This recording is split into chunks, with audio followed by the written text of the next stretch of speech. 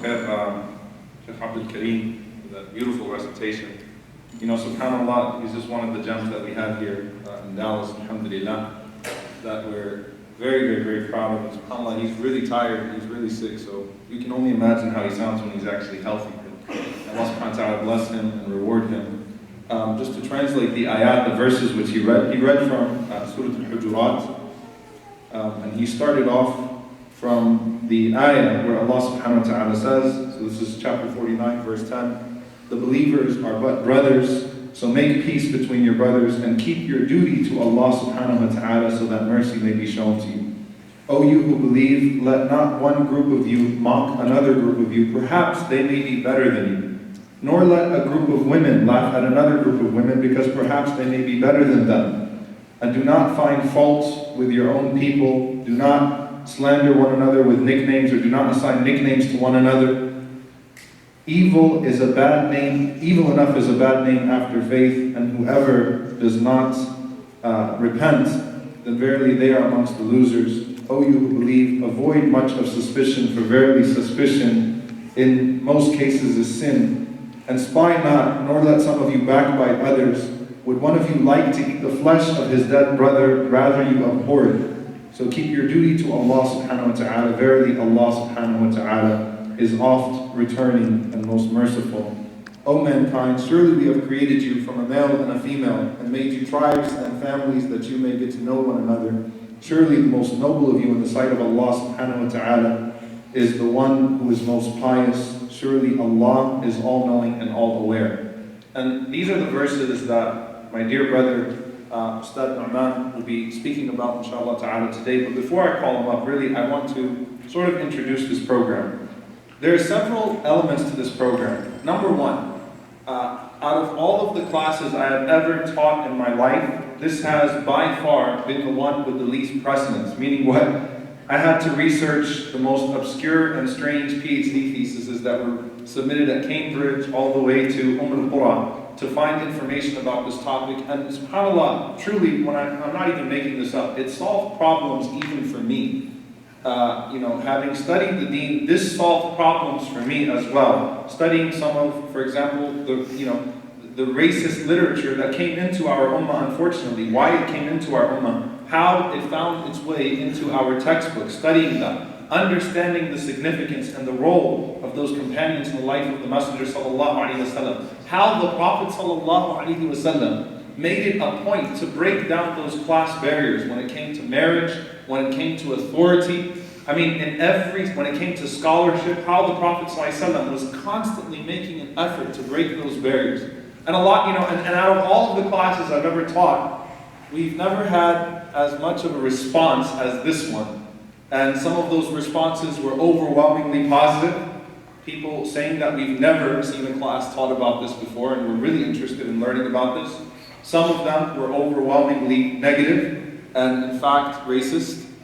We have some emails that I'm embarrassed came to us as a result of this class, but alhamdulillah, they were not the majority. And some people were just confused.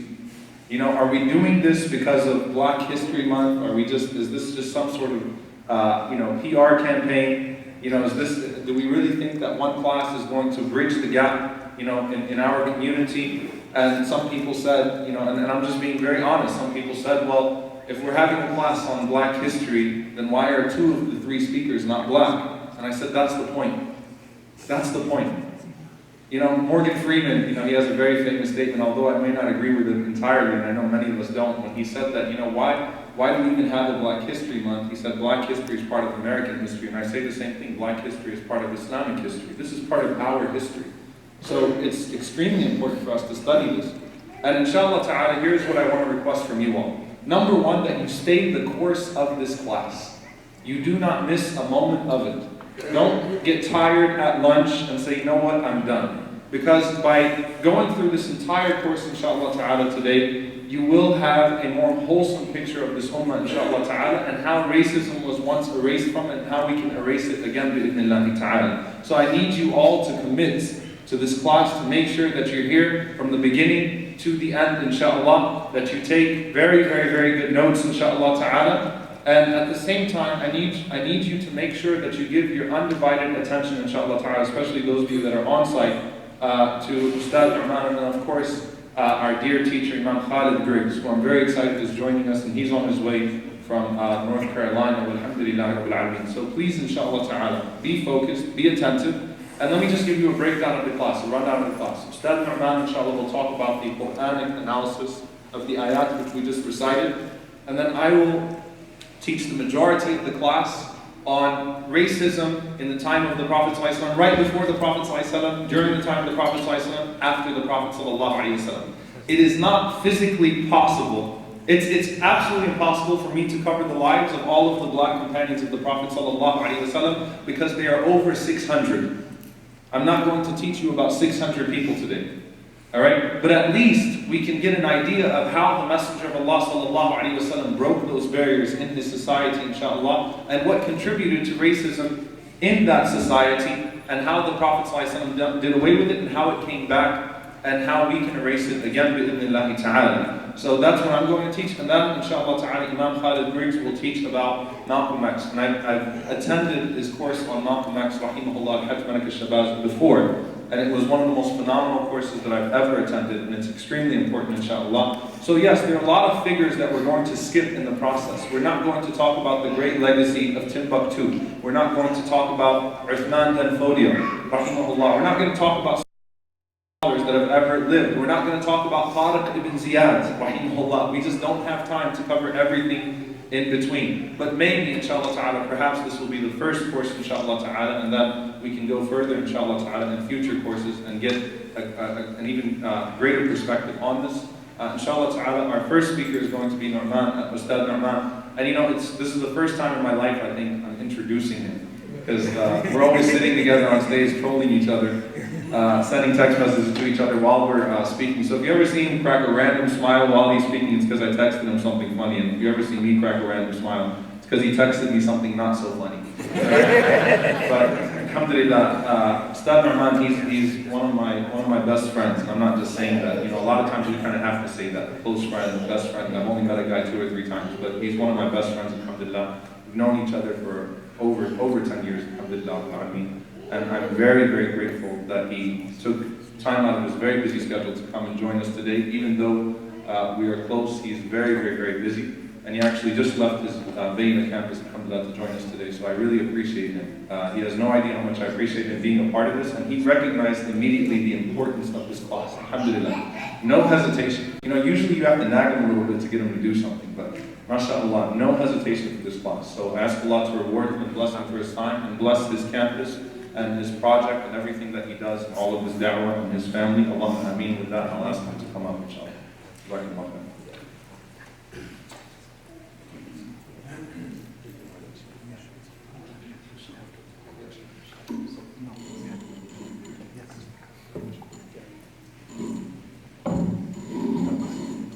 Okay.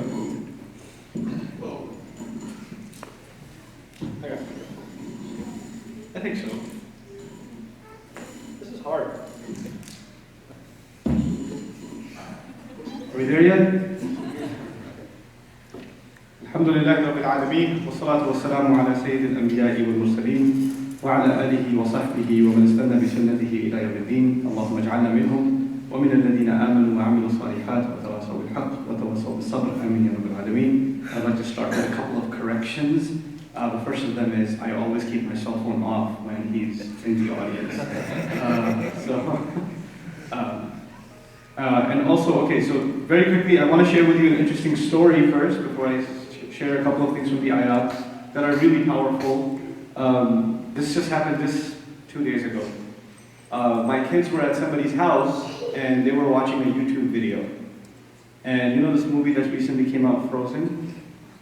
They were watching there was some Nigerian church that did a performance of one of the songs from this movie. Okay, so this is a very Nigerian church. So they set up this stage that simulates ice, and there are all these Nigerian men that are singing in a choir. They're all wearing white suits. White suits, white shirts, white ties. But they're very, very dark skinned. They're not just black, they're extremely black. And they're singing and there are children dancing in front, and there's this performance going on. And my younger son, Walid, is watching this. And he's really getting into it. I wasn't there. I was traveling at the time, and he was at somebody's house watching this, and he's really enjoying this like performance. And he listens to it, and he goes in the middle of the performance, he goes, "I love those white guys." And when I heard that, I was so happy, because it reaffirms something about human nature. Children aren't racist. Children are colorblind. All he sees is the guy's dressed in white, so he calls him a white guy. He doesn't see the color of his skin, he just sees it's a guy. That's all he sees. And that's not just him, that's all children. We instill these artificial values.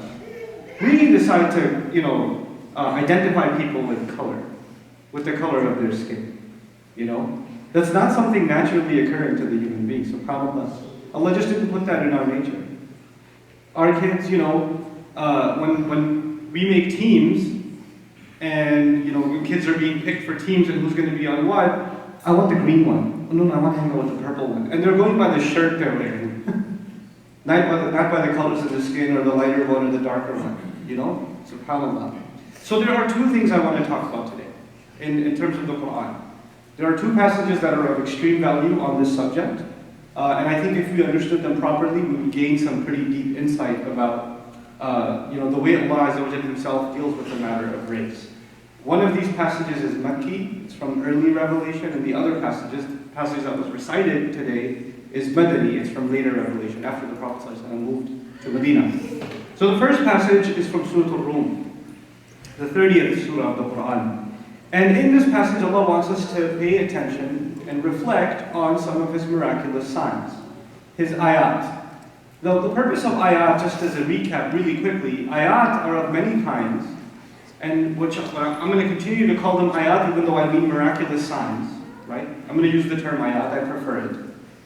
Ayat are, the purpose of them is to bring you closer to Allah. The purpose of ayat is to guide. That is the purpose. And so Allah divides ayat into many. There are ayat inside of ourselves. There are ayat in the skies. There are ayat in all of Allah's creation. And then there are ayat of revelation. Revelation itself, every piece of revelation in the Quran is an ayat. All of that is also an ayat. And the purpose of it is it guides you. Now, what's the logical relationship between a sign and guidance? Very quickly. Assalamu alaikum. I have to pause this for a second. Oops. No. Okay. So what was I talking about? Ayat. Okay. Make it very simple so your children in the audience can understand without a problem. When you see a sign on the road, the purpose of a sign is, the sign is not your destination. The sign points to a destination. The sign is facilitating your journey. It is not the conclusion of your journey. Isn't that true? But you're grateful for a sign because without the sign you wouldn't know which exit to take or which direction to go in. You wouldn't know where you are. So the purpose of signs, literally in our daily lives, is to guide. Okay, in the physical sense, the ayat or alamat, these are the purpose of them is to guide us to a destination. And the legacy of the human being is to reach his ultimate destination, which is Allah Azza wa Jalla, the meeting with Allah. And so his ayat, the purpose of them is to guide us through the journey of life and to be able to eventually reach Him. Now, having said that, there are some ayat in this passage. Allah Azza wa Jalla says, I'm picking here, and I'll go from وَمِنْ آيَاتِهِ أَنْ خَلَقَكُم مِّن تُرَابٍ, and among His miraculous signs is that He created you from dirt. So the first of these ayat in this particular passage is reminding us where we come from. Is putting us in our place. And when you call someone dirt, or when you think of yourself as dirt, then you're basically thinking of yourself as worthless. You're thinking of yourself as something that should be cleaned off, something that's not pure. In other words, the idea of us being from dirt is already putting us in a place of humility. And as we will soon see, racism is directly related to a lack of humility. If one is not capable of being humble, one is not capable of being able to remove racist ideas or supremacist ideas from themselves. Because obviously when you think, or when anybody thinks of one race as superior than another, or one nation better than another, then obviously they think of themselves as higher, which is rooted in arrogance itself. So Allah says they're created from dirt. ثُمَّ إِذَا أَنْتُمْ بَشَرٌ تَنْتَشِرُونَ. Then all of a sudden you are bashar, you are people, and this is also an interesting word, bashar, because it comes from bishar. It's translated as people, or human beings, but actually the word bashar comes from bishar, which means skin, which is cool, because Allah is now alluding to skin. And you are people that have skin running around. And one of the reasons the Arab linguists argue the human being is called bashar, from bishar, is unlike other animals, they're covered in fur. Right? So their skin color doesn't show. We don't know what the skin color of a goat is necessarily when we see it, because it's covered in its fur. You know? But human beings aren't mostly covered in fur. So you know, we know what our skin colors are. So Allah alludes to our skin as part of our humanity in the ayah. So, ثُمَّ إِذَا أَنْتُمْ بَشَرٌ تَنْتَشِرُونَ. You're spread all over the place. Then even reflecting on the word spread all over the place suggests that human beings are going to be in different corners of the world. They're going to be all over the place. But no matter where they are, high and low, Europe or Asia, America or Africa, it doesn't matter. They should all remember that they came from dirt. And that they should all remember that they all share this skin whose origin is the same patch of earth. It's the same mud from which they came. Now, وَمِنْ آيَاتِهِ أَنْ خَلَقَ لَكُم مِّنْ أَنفُسِكُمْ أَزْوَاجًا لِتَسْكُنُوا إِلَيْهَا. Then out of His miraculous signs is that He created you, or for you, spouses from your own selves. Now Allah is referring to the relationship between the male and the female. And this is another interesting thing. When we're talking about nations, ethnicities, you know, different communities living in harmony with each other, you can't talk about harmony at a social scale if you don't establish harmony inside a household. The first harmony is between the man and the woman. And part of, you know, arrogance, the first manifestation of arrogance is the conflict between man and woman, as a matter of fact. So if you can remember that you were created for each other, so you can find peace and tranquility in each other, إِلَيْهَا وَجَعَلَ بَيْنَكُمْ مَوَدَّةً وَرَحْمَةً, and He put extreme love and loving courtesy between you. He installed it among you.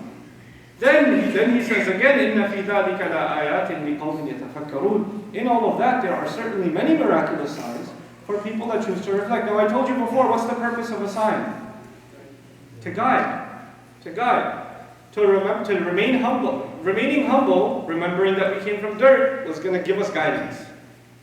Being good to our spouse, having peaceful relations with our spouse, is going to lead to our guidance.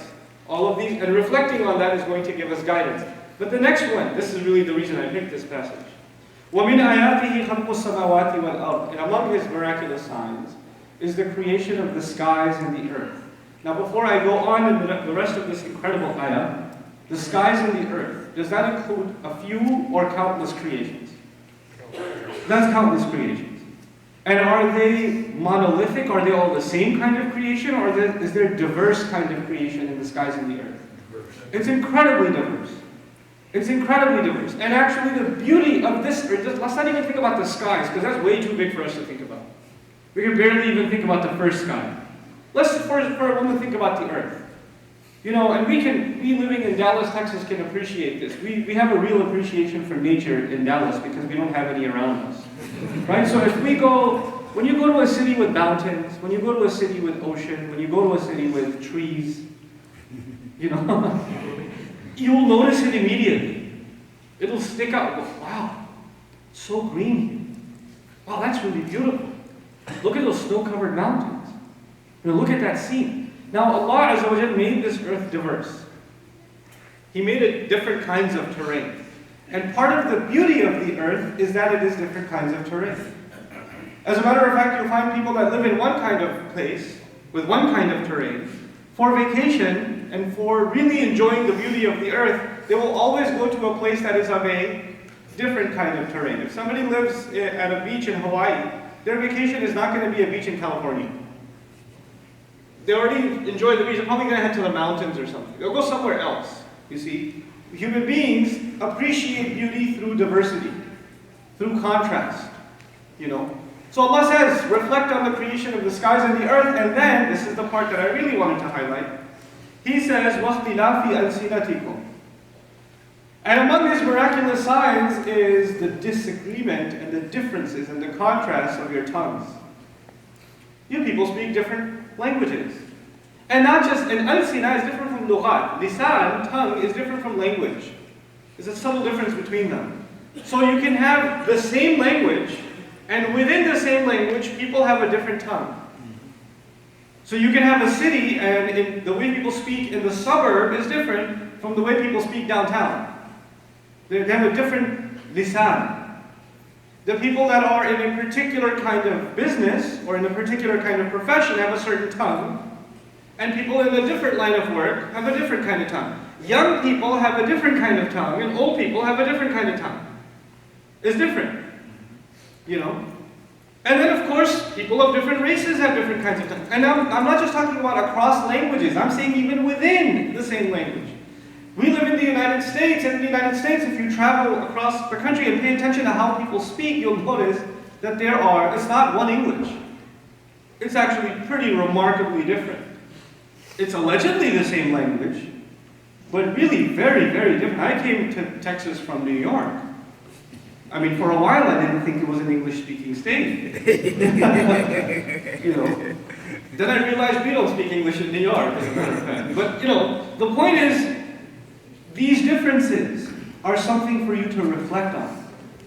Now, before I go any further, because it gets juicier and more related to our subject matter, but before I get to that, these diversities, everybody can appreciate a mountain and find beauty in it and appreciate the power of our Creator when they look at a beautiful mountain or they look at the gorgeous ocean and the sun's rays beaming through the ocean. But who looks at somebody with an Indian accent?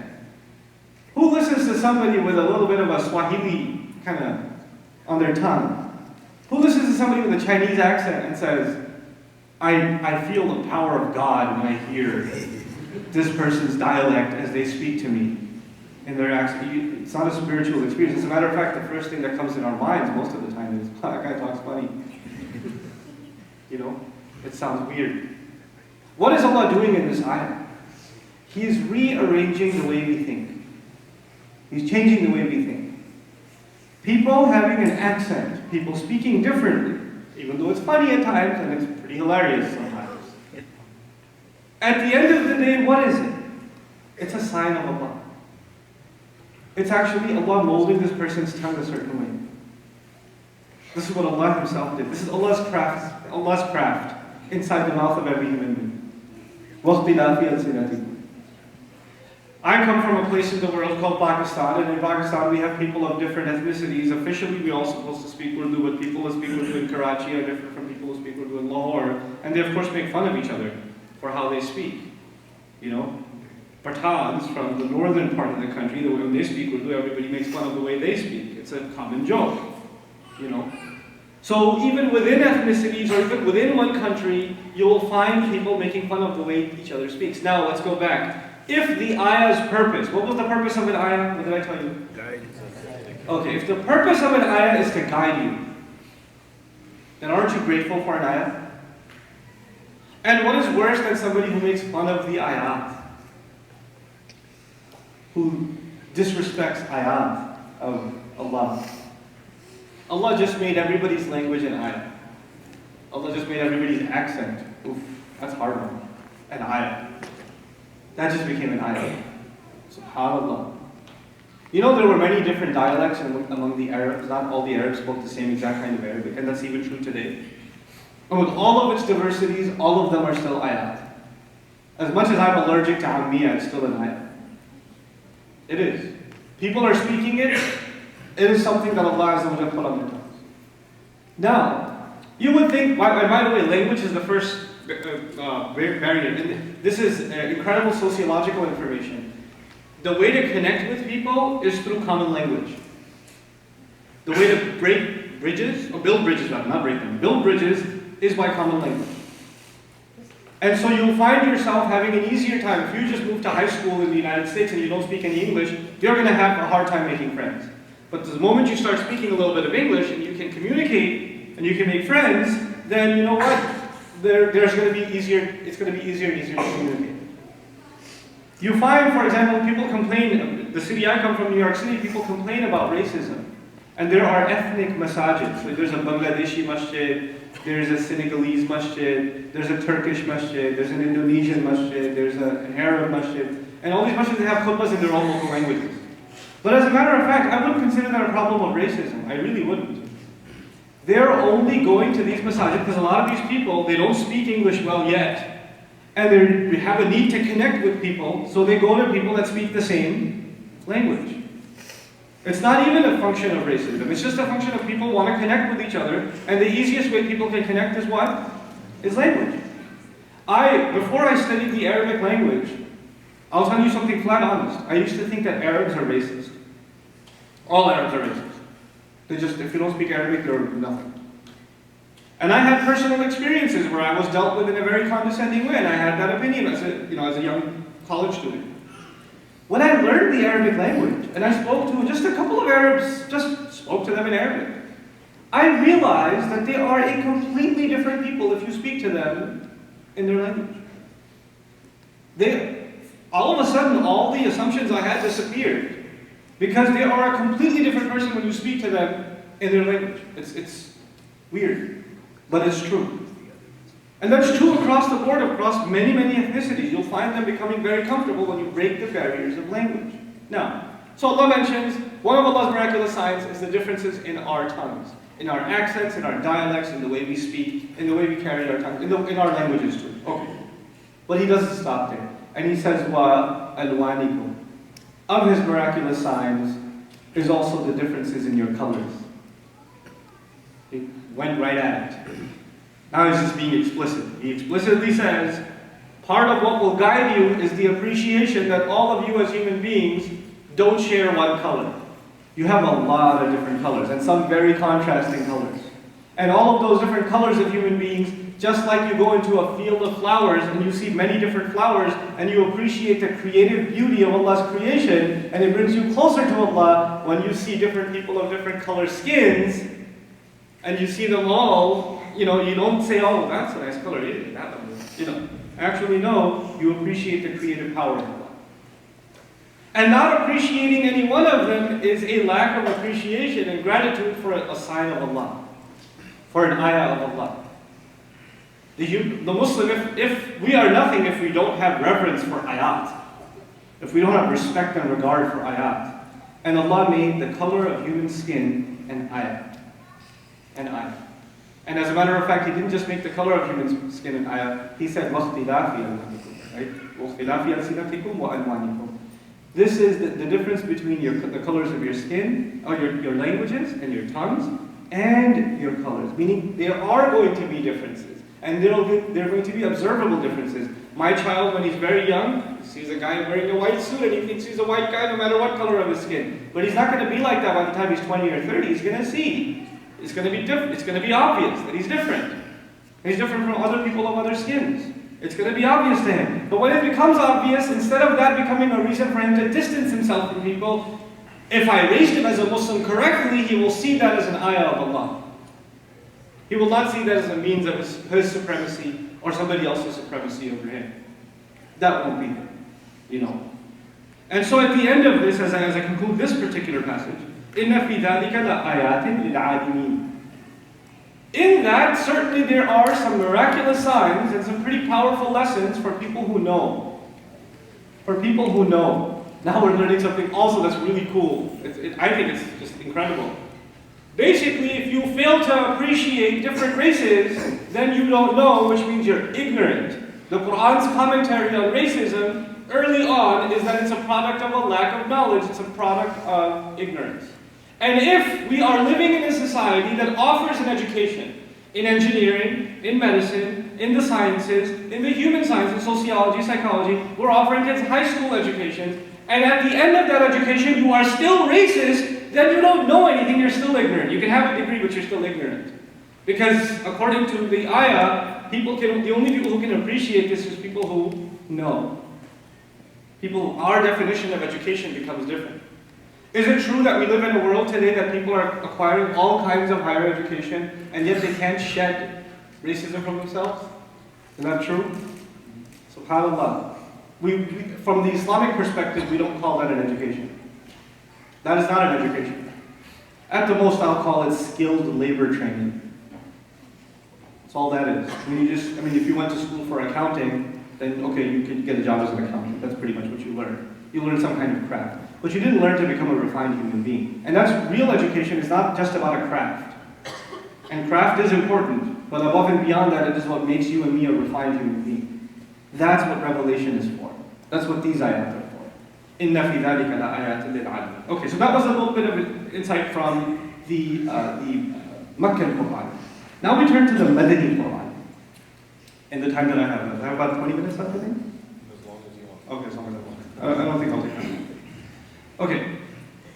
So Surah Al-Hujurat. Surah Al-Hujurat is basically the Quran's curriculum on how to live together. Easy. If you want to get along with each other and live as a harmonious community, take in the lessons of Surah Al-Hujurat and you'll be fine. It's a short surah, but it's extremely comprehensive in the lessons that it covers for how to get along with each other as a community. And of course, it begins with the constitution of Islam itself. If you're going to be harmonious, then you have to observe, you all have to have the same code. You have to abide by the same ethics and law and morality, and that will come from Allah and His Messenger. So, Ya ayyuhalladhina amanu la tuqaddimu bayna yaday Allahi wa rasulihi wattaqullah. Have reverence for Allah, have taqwa of Allah, have taqwa for, and don't get ahead of Allah and His Messenger, والسلام. Don't put your opinions ahead of theirs, ahead of the revelation. That's where it begins. But what I want to highlight here is Ya ayyuhalladhina amanu. What does Ya ayyuhalladhina amanu mean? Anyone know? Oh, you who believe, those of you who believe, those of you who claim to believe. Okay, that's the first ayah. Second ayah, Ya ayyuhalladhina amanu. Same address? Then third, you go further down, and in the sixth ayah, Ya ayyuhalladhina amanu in ja'akum fasiq. So who's being addressed in the surah? If you keep hearing Ya ayyuhalladhina amanu. The believing, the Muslims. The Muslims of Medina are being addressed over and over and over again. Okay.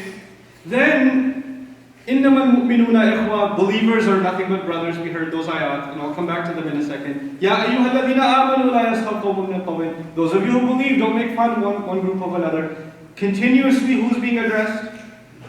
Those of you who believe. Those of you who believe. Then, يَا أَيُّهَا الَّذِينَ آمَنُوا اجْتَنِبُوا كَثِيرًا مِّنَ الظَّنِّ. Those of you who believe, stay away as much as you can. And stay away from most kinds of suspicion. And then, out of nowhere, Ya ayyuhan nas, people. Not Ya ayyuhan ladhina amanu, but Ya ayyuhan nas. Now when Allah addresses people, is that one kind of people? Is that one race, one religion, one ethnicity, one group? No. Everybody. That ayah is for everyone. That ayah is for everyone. Now, what we are learning in this surah is remarkable. And I can't go through all of the lessons of the surah, but I'll highlight what serves our purpose for today. And that is that the Muslims themselves need some kind of training. Listen to this part carefully, please. The Muslims themselves need some kind of training. They need an orientation on certain things about how to live harmoniously with each other. And if they do this training right, then they have to take that training to who? All of humanity, because the Quran was addressing the believing community, but when he says Ya ayyuhan nas, it's not limited to them, even though they're the ones receiving the ayat, they're the ones discussing them. As soon as the Muslim hears Ya ayyuhan nas, the Muslim realizes this is something that only I don't need to learn. Who needs to learn this? Everyone needs to learn this, and who's going to spread it to everyone? I am, but I won't be able to until I have the proper training. The ayat of Ya ayyuhan ladhina amanu were training for the Muslim community. And if they can retrain themselves properly, then they are ready to take a message to all of humanity. And this is one of the universal messages of Islam. This is one of what does Islam want to share with the world? This is one of the Ya ayyuhan nas ayat are the ones you want to share with the world. That's what you want to share with the world. So now let's talk about some aspects of this training that we're supposed to pay attention to. Some of them I'll be brief, some of them I'll be more detailed. Ya ayyuhalladhina amanu in ja'akum fasiqun binaba'in fatabayyanu. If a corrupt news comes to you, a corrupt source comes to you with some news, some corrupt guy comes to you with some news, then clarify it. Don't just listen to something and believe it. Don't rush to judgment about current events. That's just among ourselves even. That's not even outside it, just among ourselves. Don't just hear something and believe it. Number one. Let's move forward. Ya ayyuhalladhina amanu, and I'm going to where the Shaykh recited, Shaykh Abdul Karim recited for us, إِنَّمَا الْمُؤْمِنُونَ إِخْوَةً فَأَصْلِحُوا بَيْنَ أَخَوَيْكُمْ. Believers are nothing but brothers. Make peace between your brothers. And this ayah is actually preceding the ayah about Muslims fighting each other. وَإِن طَائِفَتَانِ مِنَ الْمُؤْمِنِينَ اقْتَتَلُوا فَأَصْلِحُوا بَيْنَهُمَا. When two groups of believers are fighting each other, make peace between them. I gave a khutbah about this a couple of weeks ago, and I remember talking about, in this particular ayah, Allah Azza wa Jalla has mentioned, first of all, He doesn't expect Muslims to fight with each other. Because if He did, it would be إِذَا طَائِفَتَانِ. It's in طَائِفَتَانِ, which is actually, it shouldn't happen. It's Allah's way of saying it shouldn't happen. But it can, and it might. And as a matter of fact, in our reality, it does. Muslims fight with each other. You have to learn to resolve your fights. You have to learn to end the arguments. And if two groups are fighting, the rest of the Muslims have to intervene and do everything they can to end the fight. That's what the ayat are about. And that's not just something we're doing because we love each other. We're doing that above and beyond us loving each other. We're doing that because that's a command of Allah. We have to do it. We have to end our arguments. And then He says, we're nothing but brothers. That's how we identify ourselves. إِنَّمَا الْمُؤْمِنُونَ إِخْوَةٌ. So when somebody walks in, I don't care what color skin they are, what country they come from, whether I speak the same language as them or not, they walked into a masjid, they're my brother. That's my brother. إِنَّمَا الْمُؤْمِنُونَ إِخْوَةٌ. I don't see anything but my brotherhood with them. As my teacher used to say, there are people who have bonds with each other because of family. Right? And even Allah acknowledges the bond of family. وَأُولُو الْأَرْحَامِ بَعْضُهُمْ أَوْلَىٰ بِبَعْضٍ فِي كِتَابِ اللَّهِ. The people that are tied by the womb are close to each other as far as Allah's book is concerned. But above and beyond that, when we share La ilaha illallah, then our bond together is thicker than blood. Sahaba were proof of that. They were willing to fight with family to protect the one they share the Shahada with. The Shahada took over everything else. It became the source, the oath of allegiance to each other. That's what binds us together. And if our brotherhood is weak, maybe our La ilaha illallah isn't that strong. Because if our Shahada was strong enough, it's enough to make you brothers with each other. إِنَّمَا الْمُؤْمِنُونَ إِخْوَةٌ فَأَصْلِحُوا بَيْنَ أَخَوَيْكُمْ. Now, moving along quickly. لَا يَسْخَرْ قَوْمٌ مِّن قَوْمٍ. One group of you shouldn't make fun of another group. It shouldn't, and sukhriya in Arabic is to be condescending. Making fun, joking around with someone is okay. Joking around with someone, with friends, with kids, all of that, that's fine. But when you start becoming offensive, and when you start talking down about a group, and then you justify it to your own, I'm just saying, just kidding. But they don't think that. They actually find it offensive. Then you have to cut that out. You have to cut that out. And then Allah, particularly also mentioned, you as a whole don't do it. وَلَا نِسَاءٌ مِّن نِسَاءٍ. Women, watch out. Don't do it. He told women not to do it also, especially. As if to say the way men make fun of each other is different and the way women make fun of each other is different. So you watch out for the way you do things. But again, that's not the topic. This is all training of how to live harmoniously with each other. And then, وَلَا تَلْمِزُوا أَنفُسَكُمْ. Don't call each other names. Don't give each other, bad nicknames. Don't blame each other. Don't judge each other. Things like that. And then don't use foul language. Foul language itself is not something that you should do. Then stay away from making assumptions about people. Don't rush to judgment about people. We started with, if corrupt news comes to you, don't take it. Clarify it. But now we're evolving to the point where if you see someone, before they even open their mouth, you've passed judgment about what they're all about. You've sized them up. Don't do that. Don't make assumptions about people. We do this in the Muslim community, not just just generally in regards to race, but we even do this in regards to any kind of appearance. If a person is dressed a certain way, whether or not they have a beard, whether or not a woman has a hijab, etc., we size them up. You guys owe me a favor because I just saved your lives. Anyway, so we size people up about where they stand in their religion.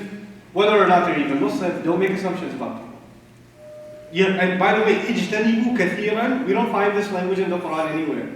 Like اجتنبوا كثيرا. We find ijtinab, stay away from something. But we don't find kathiran with it.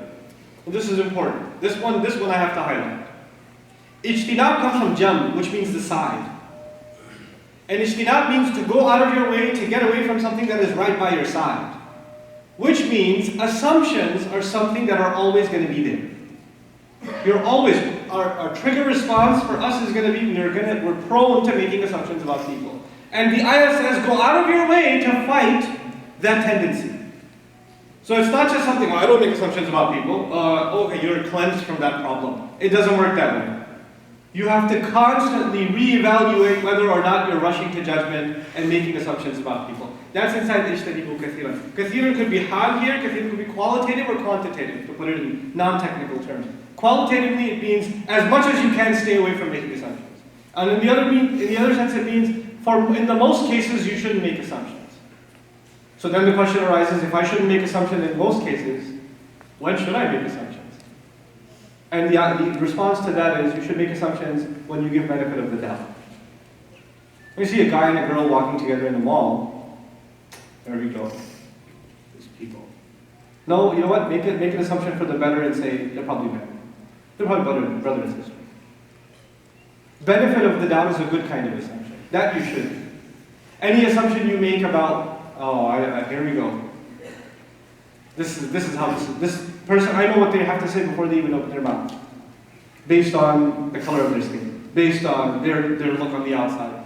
That's the kind of assumption you need to get away from. You really need to get away from it.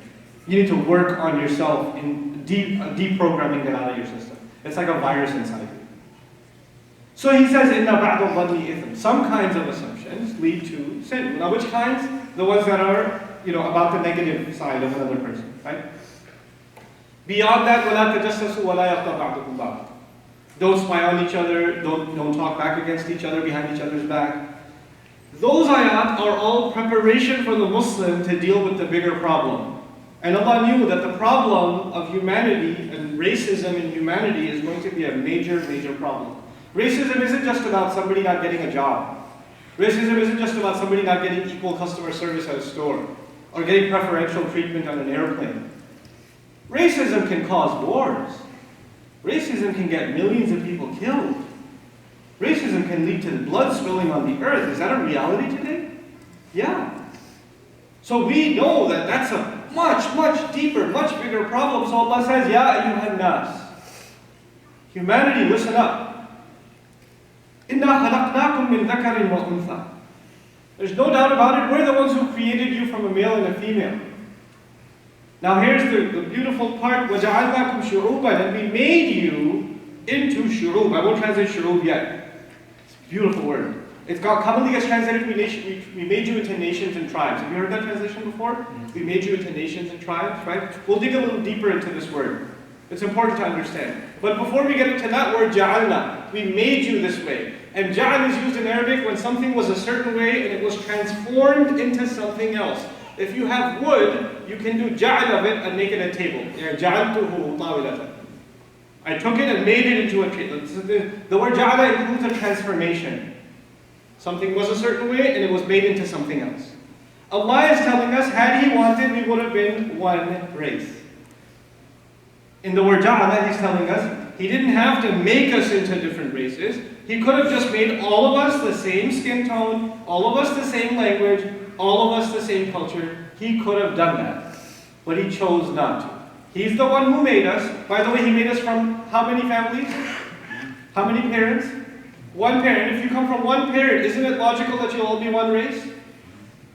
Wouldn't that make sense that you're all one race? So the expected conclusion was, if you come from one father and one mother, you should all be the same race. But He says, no. After making you from a male and a female, miraculously, I'm the one who made you different. I intervened and didn't let you stay one race. And Allah says, had He wanted, He could have made you one ummatan wahida. He could have made one nation. He didn't.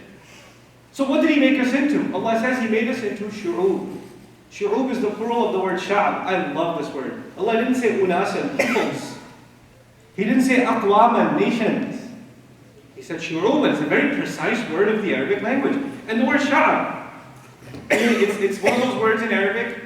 It's hard to understand in English, this concept, but I'll explain as best I can. It's one of the words in Arabic that mean its opposite at the same time. It's called lughatul aqlal.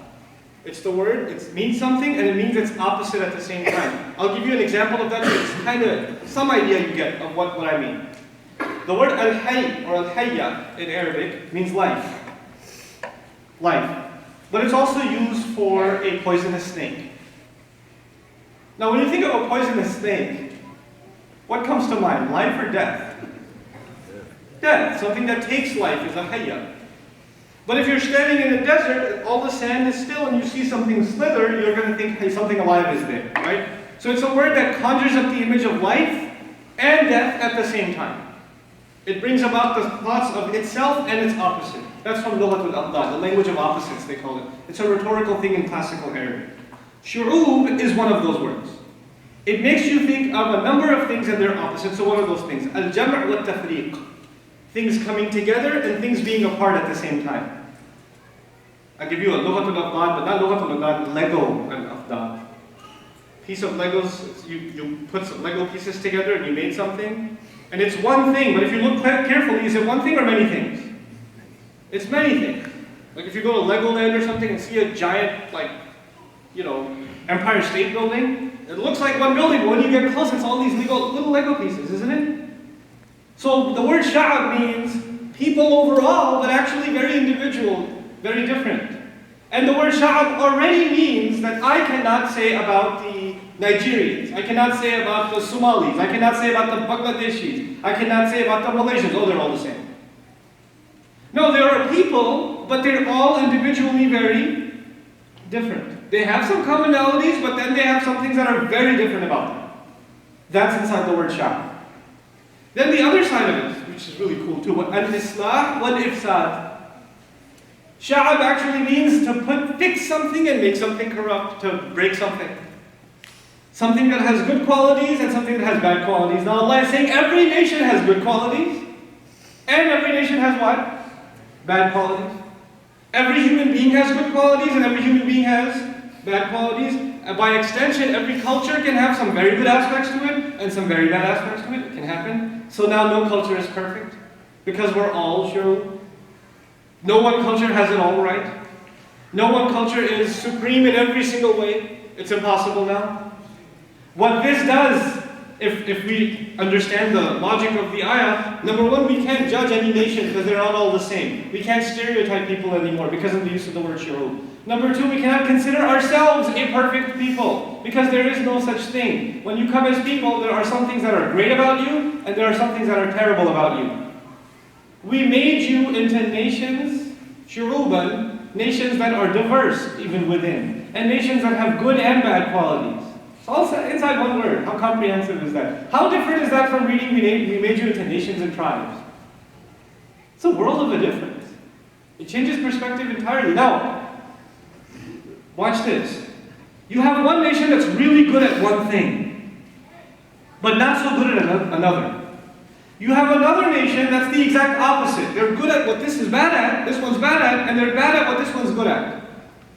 What would be a great solution to this problem of two nations? If they learn from each other, then they can learn best practices from each other, can't they? And then all nations can improve. So Allah made us, by making us shu'ub, literally, He made us necessarily dependent on each other. So in the word shu'ub, by Allah making us shu'ub, it is as though Allah created a situation where you cannot have isolationism. We just want our people. We don't want to deal with any other people. We want everybody to be, all the people that look like us and talk like us and act like us, we should stay together and we should stay away from all other nations. No, because the word shu'ub is there, you want to get to know other people. Because they have something to offer you, just like you have something to offer them. Now, because the previous ayat already told us not to make assumptions about people and not to find faults in others, even if you realize the fault in other people, your focus is not on their faults. Your focus is on their good. What can you benefit from? And what can you benefit them with? That becomes the attitude. So he says, وَجَعَلْنَاكُمْ شُعُوبًا. Then he says قَبَائِل. It's so beautiful. Then the word قَبَائِل. قَبَائِل is the plural of the word قَبِيلَة, which means tribe. And the word قَبِيلَة comes from the word قُبُل, which means back. What is that? قَبَائِل actually means, if you go قَبْلَ ذَلِكَ وَقَبْلَ ذَلِكَ وَقَبْلَ ذَلِكَ, they have an ancestry. We made you people of different ancestries, which means different heritages. Now if you go far back enough, where does all of our ancestry lead? He already told us. If you go far back enough in every qabila, what's qabl kulli hada? It's Adam alayhi salam. You go back to that. But Allah mentions here, He made you qaba'il. From qaba'il, you get there are traditions that come from before. There's folklore, there's architectural history, there's language, there's song. There are different aspects of every culture that are made, that Allah Azza wa Jalla crafted. So He made you this way. And every tribe, every culture in this sense, has its own unique identity. But why did He do that? Why did He make us all so different? Why couldn't He just make us one? Humanity would have been one. Can you imagine? Allah could have made that decision way back then, an executive decision from Allah, and we wouldn't have a discussion about racism. It wouldn't be there. He says, here's why I did this. لِتَعَارَفُوا لِتَعَارَفُوا, which is roughly translated, so you get to know one another. You get to know one another. Al-urf in Arabic also means cultural norms. Every society, every tribe, every nation has certain norms. So you can understand each other's norms is within the meaning. They're not going to be like your own norms. They're going to be different. The way they eat is going to be different. The way they sleep is going to be different. The way they talk is going to be different. The way their family structure is going to be different. And you're going to appreciate the difference in them. You're going to get to know it. They say, رَجُلُ الْعَارِفْ أي صَبُور. This is how the Arab argues. Someone who knows in Arabic, there's alim, someone who knows. But if you call someone arif, then you're actually saying they're extremely patient. Because they understand things from a different perspective. So they're not as shocked by something or offended by something. Allah says, I made you into different nations and tribes so you can go and explore other people, learn about them, and when you learn about them, what at first seemed to you as so offensive and so backwards, now you appreciate it from within, so you're patient towards it. You have an appreciation for it. And so we're learning that we cannot have urf. We cannot develop patience with each other and appreciation for each other until we interact with each other. Until we explore the diversity of different cultures. We don't want to have one monolithic society with one culture. By the way, the nation that wanted everybody to be like them, or said that we are number one, nobody can be like us, we have the ideal, we have the ideal way of living. The phrase for that in the Quran is أَطَّرِيقَتِكُمُ الْمُثْلَى, your ideal lifestyle, the exemplary lifestyle, that was Fir'aun. So when human beings lose their humanity, they start thinking they're perfect in everything. And their nation is perfect. That's a sign that you're no longer really a human anymore. You've lost it. وَجَعَلْنَاكُمْ شُعُوبًا وَقَبَائِلَ لِتَعَارَفُوا. It's to this phrase on its own is the death of racism. It's the death of racism. This is why I gave you, your diversity. Now, as the ayah concludes, and I conclude, إِنَّا أَكْرَمَكُمْ عِنْدَ اللَّهِ أَتْقَاكُمْ إِنَّ اللَّهَ عَلِيمٌ خَبِيرٌ. The most noble among you. What did the ayah begin with? You remember? Was it Ya ayyuha alladhina amanu or Ya ayyuha nas? Who remembers? Oh, it wasn't Ya ayyuha alladhina amanu. This was Ya ayyuha people. People are being addressed, not Muslims. Muslims are not being addressed. People are being addressed. And Allah says the most noble among you are the ones that have the most taqwa. The most God conscious. Now, I would expect Allah would say the most noble among the Muslims are the ones that have the most taqwa. Because you assume, and I assume, that taqwa belongs to who? Muslims. Allah said, all of humanity, listen up. The most noble among you are the ones that have the most taqwa. Allah did not restrict taqwa to Muslims. Because there could be non-Muslims that have taqwa, and Allah will guide them. And you don't know that because taqwa is on the inside. So there could be a righteous person living in your neighborhood, and he's not a Muslim, but he's noble in the sight of Allah. Even non-Muslims. He could be noble, who knows, Allah will guide him. Maybe he has taqwa already inside him, he just doesn't have hidayah yet. He doesn't even have guidance yet. إِنَّ أَكْرَمَكُمْ عِنْدَ اللَّهِ أَتْقَاكُمْ. And how are you supposed to know if they have taqwa or not? Ya Allah, how am I going to know if somebody has more taqwa or not? Because Allah says the most noble of us are the ones who have the most taqwa. So maybe there should be some taqwa sticker that we give people, so we can give them scores and points, and we can tell who we should respect and who we shouldn't respect. That guy's got a lot of taqwa, so I should respect him. Muslims fall into this category all the time. We say, I get emails, brother, I met I have a friend, he's got a lot of taqwa. Or I met a sheikh, he had a lot of taqwa. Or, this girl says, I met a guy on Facebook, he's got a lot of taqwa. He quotes a lot of ayat. okay, where do we begin with this? You and I give each other benefit of the doubt. And no one knows the level of taqwa of anyone else. No one knows. And to make that clear, nobody can make that clearer than Allah Himself. So He says, Inna Allaha alimun khabir. No doubt Allah in fact is the one that is all-knowing and has full account. In other words, Allah said, by the way, you should have the most respect for the people of most taqwa, but I won't tell you who they are. What does that leave you with? You should have the highest respect for everyone, because you don't want to take the chance of dishonoring someone who Allah has honored. It makes you an honorable people. It makes you an honoring people, a respecting people. You know? This is what we're supposed to be. And if we learn to carry ourselves this way, we just stick out. The world, the comedy culture around us, the high school culture is extremely racist. It's getting even more racist nowadays. You know? The entertainment culture is racism. They talk about political correctness, and the more they talk about it, the more its artificial nature becomes apparent to everybody. It's artificial, it's so surface. It's so surface, you know? We are so far from fitrah that it's mind-boggling. And one of the worst things that's happened to us, that we've lost the original decency Allah gave us, is manifested racism. It's manifested in other ways too, and I'm leaving you with this one, because my head is spinning from this one, because I was on a flight just now, recently. Just yesterday, I got off a flight, and there was a very chatty lady next to me. I said, "She's like, you going home?" I said, "Yep." She said, "Me too." I was like, "Okay, that's cool." But she wouldn't stop. She just kept going. "So, you married?" "Yes, I'm married." "Kids?" "Yes, I have 6 kids." So when somebody asks, "Do you have kids?" what's the courteous follow-up question from you? "Well, what about you? Do you have children?" "No, I have a dog." And I still have a headache from her response. I didn't say, "Do you have a pet?" I didn't refer to what other creatures live in your household. I said, "Do you have children?" And she said, "No, I have a dog."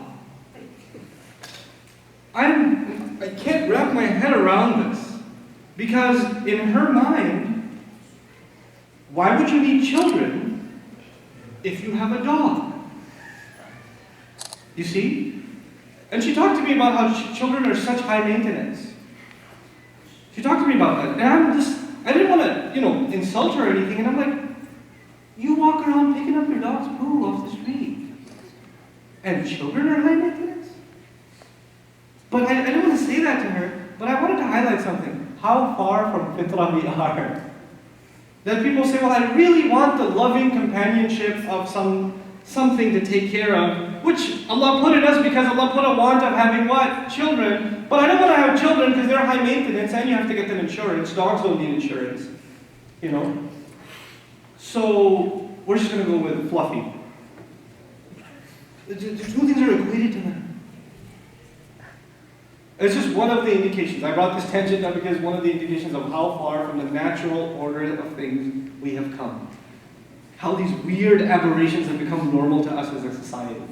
And then racism certainly is a part of that. I pray that Allah Azza wa Jalla alleviates this ummah from its racism. I pray that we become a people that appreciate the diversity that Allah has gifted us with and makes us learn from each other's strengths and help each other overcome each other's weaknesses. Just like one Muslim brother is supposed to be to his other Muslim brother, we benefit from his good things and we advise him and counsel him and help him with his weaknesses. That's what you are supposed to do for me and I am supposed to do for you. That is what we're supposed to do at the level of nations and tribes, at the level of entire ethnicities and cultures.